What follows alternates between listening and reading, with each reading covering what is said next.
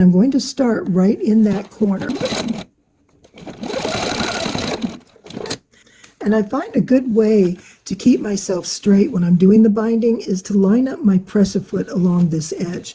And if you feel your through the quilt sandwich, you can feel the fold of the back of the binding so that you know you're catching it.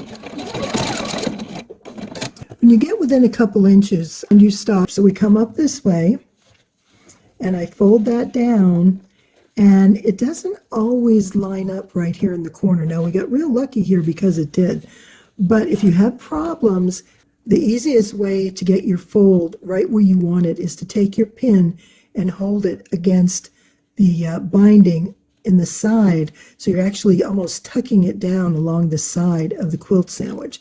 And then you bring this forward like that, and you get a really nice miter right there. See how nice and straight that is?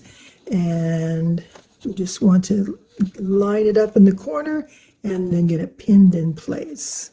I turn, but I'm not going to sew anything until I get this corner pinned, because it just makes it easier to have everything lined up. Okay, now the other thing about the fold is you notice that the fold of the miter here, the fold is facing this way, so this is open. We want it to be on the opposite, on the other side. There's the fold right there. And we want the fold to come in the opposite direction on the back side. So we are going to tuck it this way. So we're going to pull our binding all the way up, tuck it in there, and then when you pull it down,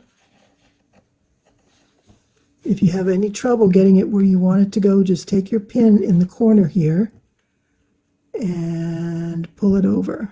There we go, like that. So we're going to put this one in here and that one in there. And now you have a beautiful miter. So you can see the fold is here, and on this side the fold is there.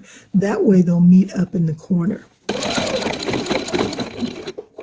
Now the last thing I do is I'm going to sew, because I've already done this corner here, I'm going to sew down about 1 inch with a straight stitch, and I want that stitching to go right on top of the stitching of my the buttonhole stitch to attach the binding together, just like that. And that sort of locks all the sewing in. There shouldn't be any loose threads, no raveling. And we have a wonderful looking back. Everything's nice and attached, and look at that, it looks fabulous. So now I'm just going to give it a good press and we're finished. Isn't that beautiful?